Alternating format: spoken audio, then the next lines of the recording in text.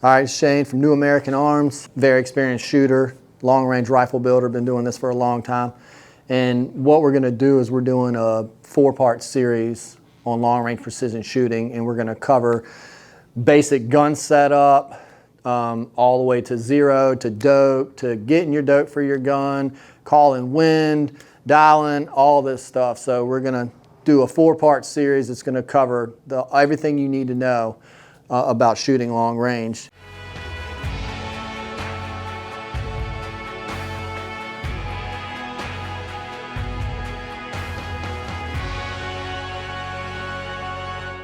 And today we're going to start with what you need to start, because you can't do any of this without a rifle and an optic and the things that are required to do this. And we're going to go over a few products we have out here, things we sell, and then rifles, custom build rifles that we can do for you, or all the way up to just factory rifles that you can come in here and buy right off the shelf. And we can put budget optics on here and get you out in the field and get you shooting without breaking the bank. So let's start with the most important thing. It's obviously going to be rifle. We're not throwing bullets, we need to shoot them out of something, so we have rifles here. So this is one that we did a video before. This is one of our Rifle Works custom rifles. With a custom action, chassis, top of the line, everything on this guy. And if budget is not an issue to you, you don't care, you want the best, I want to come into this knowing that I have the best equipment available to me and that it's not the equipment, it's the shooter when I make these flaws, then this is the kind of rig you want to run. This has a custom action from Curtis on it. Like I said, it's in a KRG chassis. First focal plane, $2,000+ optic in here, real nice glass. Mount, everything, kind of goes together on this rifle. And, this thing's got a price tag too. You're going to spend over $5,000 if you want to get into a tier 1 rifle with a tier 1 optic on it. If you don't have that kind of money and you want to just kind of budget down a little bit, obviously there's a lot of room in there. That's a lot of money, so we can go back to where you would start if you were trying to go, I don't have a lot of money, I want to say let's do under $1,000. Let's build a rifle for under $1,000. So what we'd want to do is, one, find a rifle for it, and a good caliber, and 3 solid calibers right off the bat I can think of. My rifle I first started shooting with when I was a kid was a 243. It's a solid rifle, low recoil rifle. It's a great, longer range round. It's not the longest, but it's a solid rifle to start on. Ammo is readily available. You can buy match ammo for it. You can buy good ammo for it. It's not expensive. And we have a Ruger American chambered in 243 right here. This guy's going to run you anywhere around $500 for the rifle. And then I tell a lot of people to kind of, what you're budgeting for a rifle, you kind of want to budget the same amount in optics. So if you're buying a $2,000 rifle, you probably want to buy somewhat considered close to a $2,000 optic to put on that rifle. Your glass, in my mind, and everybody else will tell you, is one of the most important things on a rifle. I mean, almost more than the actual gun itself, if that makes sense. So you want to budget on your optic 100%. Put money in your optic. The majority of the optics I have problems with when I go out and zero them are just optics that are cheap optics where somebody, they blew all their money on getting this gun they wanted, and they put all these nice things in it and they got this beautiful gun, but then they go and they put this optic on it that, this is what I had left, and which was nothing, pennies on the dollar, so I bought this cheap optic. And then if the optic's not working, then the gun is pretty much useless at that point. You can't do a whole lot with it. So you want to start with a decent optic. We're Athlon dealers. I really like these guys. I think for the money, it's kind of hard to beat what they offer. They have a lot of first focal plane optics for under $400 to get you started with turrets that dial, with zero stop. 34 mil, this is a 34 mil optic, this Helios BTR. It's got a reticle, a good solid reticle in it, a horse style reticle. that shows you everything you need to range with, to call wind with, what you would want getting into a rifle. And I think this guy right here retails for about $700. But like I said, we have the Midas Tac. We have some other ones that are first focal plane that start off, well under that to get you in the door. So you got the rifle, you got the optic. Now we need to put that on the gun. So the next thing we need is rings.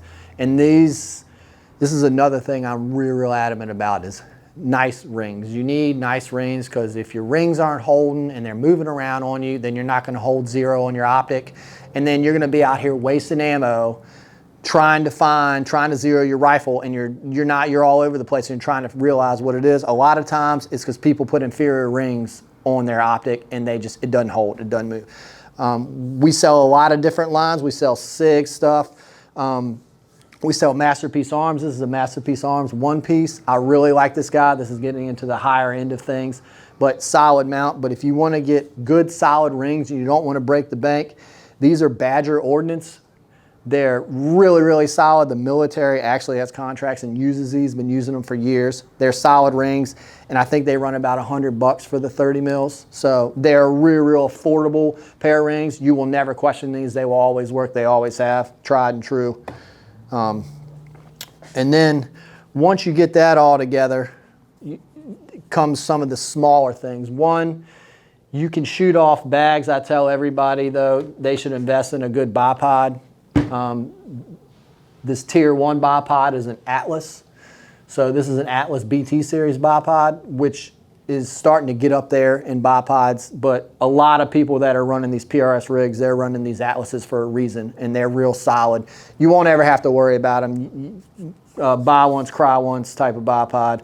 But we also have a bunch of other entry-level bipods that are just as solid, and one of them is this Magpul guy, and we sell a lot of these. And this is a new Magpul M-Lock one, and I actually shot one of these this weekend, a bunch, and it held up just fine. They're solid for what they are, and this guy's $130. So, we also sell Harris too. Harris is other affordable option that's about the same as this. I think you can get into Harris maybe a little cheaper, $80, $100 for a Harris, depending on which one you get. I ran a Harris for a long time. I have a couple of them on rifles of mine. They're solid bipods too for the price. And then, so next, if you want to kind of get into some more things, if you bought like a factory Remington rifle, say you bought a factory Remington 700 and 308 or something, and you want to kind of do some things to it. I'm big trigger guys. Triggers have a lot to do with everything, in my opinion, as far as, really being an accurate shooter and making those shots. I feel like a heavy trigger is going to enable you from doing a lot of these things. A lot of people tend to, the heavier the pull weight, you tend to pull and jerk that gun more. You don't, your trigger fundamentals tend to be a little bit more sloppy with a real heavy trigger. So dialing that trigger down and getting that break, 2 pounds or something like that usually tends to, I've noticed a lot of people shoot a whole lot better just by changing the trigger in their gun, getting the factory trigger out of there and putting a better trigger in there. This is a Trigger Tech. This is a primary. This guy right here, I think is about $130 maybe. This is a solid entry-level trigger. Nothing wrong with it. There's another Trigger Tech on this. This is a Diamond with a Pro Shoe. A lot better. It's their top-end trigger. But just by changing the trigger out, you can tune that rifle to where you automatically can gain a little bit from swapping that trigger out and putting a better trigger in there. The reason I like these Trigger Tech primary triggers is, so these tier 1, these top triggers, these expensive triggers that these shooters, these bench rest shooters use, they usually allow you to tune them below a pound. Well, in my opinion, if you're not an experienced shooter, that can be dangerous. Anything below a pound, it doesn't take much to break that. You graze against it wrong, something happens, you drop the gun wrong, it's going to go off. It's something that I feel like is not safe for a lot of new shooters that aren't experienced. So this Trigger Tech primary is 1.5 to 4 pounds on adjustable weight. And I feel like 1.5 to 2 pounds is a real solid weight for an entry-level rifle. That'll get you the break you want, and that'll also still have a safe rifle. It'll make, it's safer than something like this. And then once you get used to it and you get more experience, if you feel like you need to drop that trigger lower, then you can upgrade to one of these and you can bring it on down if you want.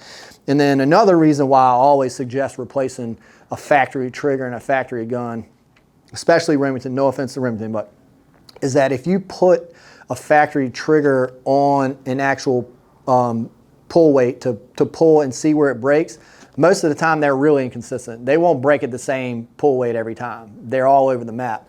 Well, something like this is going to break consistently, whatever you set it at, every time. You don't ever have to worry about it not breaking at 2 pounds. If you set it at 2.1 pounds, every time you pull that trigger, it's going to cleanly break it, 2.1 pounds. And then that way you kind of get used to that trigger easier. If it's all over the map, it's going to get hard for you to acclimate to it because it's never the same. It's not consistent. So another good reason to upgrade your trigger, consistency.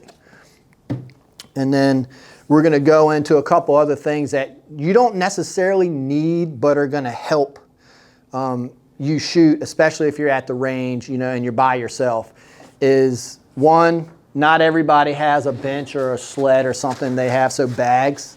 I highly recommend getting some good bags. We sell these. These are WeBag Gear bags, and Caldwell makes good bags. They make good entry-level bags. They have a combo kit that comes with this guy right here and then a bigger bag for the front. And if you don't have a bipod, you can buy this set right here, and you can set the front of your gun on that one and use this one on the rear as support. And then spotting scope. A lot of people kind of forget about the spotting scope, but if you aren't running an optic that has a whole lot of power, 100 yards to see a bullet hole, especially if you're running a smaller caliber like a 5.56 gun, like an AR platform gasser or something, or even a 243, which is a 6mm projectile, it's going to be hard for you to see that hole where your impact is at 100 yards. So you want a spotting scope. And the reason behind the spotting scope is it usually just has a lot more power and the objective is a lot bigger, the lens-wise. So it just allows you to see a little bit more detail farther away. And that way, if you're zeroing your rifle, you're sighting it's just you, when you make that shot, you can get off the bench, you can look through your spotting scope, and you can see exactly where that impact is, and then you can adjust from there and you can dial. And that way you know you have a perfect zero. You're not fighting a lower power optic trying to find that zero, and you can't see it because it's 100 yards out. You got to keep walking down to the target and walking back and walking down to the target and walking back. So I highly recommend getting a spotting scope to start. So I think that covers a lot. Magazines, not every gun is going to be a magazine gun. Most of these guys, these Remingtons and stuff off the bat, this Ruger American we have right here, it's BDL on the bottom, so you top load it, it doesn't have a magazine. When you get into a little bit better gun or you start to change it to a chassis gun to where you can actually take a gun, change the stock on it and allow it to accept a magazine, then you're going to start looking into magazines to run. These are MDTs, modular driven technologies. We sell their chassis, we sell a lot of their stuff. Their magazines are great. We also run Accurate Mag, which are really great. I've been running Accurate Mag stuff for years. They make a solid magazine. You're going to be probably somewhere in the ballpark of $80 to $100 for a real solid metal magazine, but you don't want to skimp out on your magazines when you got a bolt gun. So I would recommend either going MDT or something, nice metal mag. You don't need millions of these. A couple of them will start, will get you what you need to do. But yeah, so that covers magazines. And then, so that's pretty much it as far as, starting to get in here, what you will need to actually get out in the field. And then we'll kind of recap on where we went and what we talked about in this video. So one, rifle. You're absolutely going to need a rifle. It's the whole point of why we're here right now. You need that rifle. And then two is going to be optic. And then like I said earlier, when you're budgeting for something, whatever your gun costs, kind of throw the same amount at it as your optic. Your optic is just as important as your rifle. So you want to spend the same amount of money on your optic.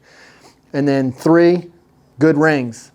We want good rings to put that optic on top of that rifle so that optic is not moving around, your gun stays nice and zeroed, you throw it in the bag, you throw it in your truck, you move here, you go here, you put it on the bench, you don't have to worry about that thing coming off zero after you've spent all that time getting that thing zeroed. And then trigger, if you want to upgrade your trigger, it's not a must. It's not a necessity. In my book, I feel like it is very important. Some people, they're fine just shooting on their rifles. I know people who have had factory Remington 700s with the factory trigger in them, and they say it's fine, and they shoot them fine. So to each his own. I feel like this is one way to really enhance your shooting, and it's a cheap way to enhance your shooting. So a trigger, in my book, is a must. And then bipod. Bipod is a must on a gun as well. If you're shooting off a bench or anywhere, you're going to want a bipod. If you're going somewhere with your buddies and you don't feel like packing bags and sleds and all this other stuff to prop your gun up on, you can literally just throw a mat on the ground, shoot off your bipod, you're good.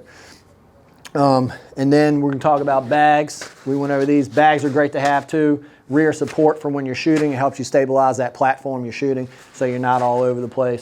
And then spotting scope. So, and the only reason I suggest a spotting scope is if you don't have a high-powered optic, it's a lot easier to see your zero at 100 yards or whatever you're shooting at when you have a spotting scope. And we'll start getting more into how this guy really helps you when you're shooting longer ranges, when you have a buddy with you and he's calling your shots and where your splashes are and things of that nature. But overall, these are the things that get you started right here.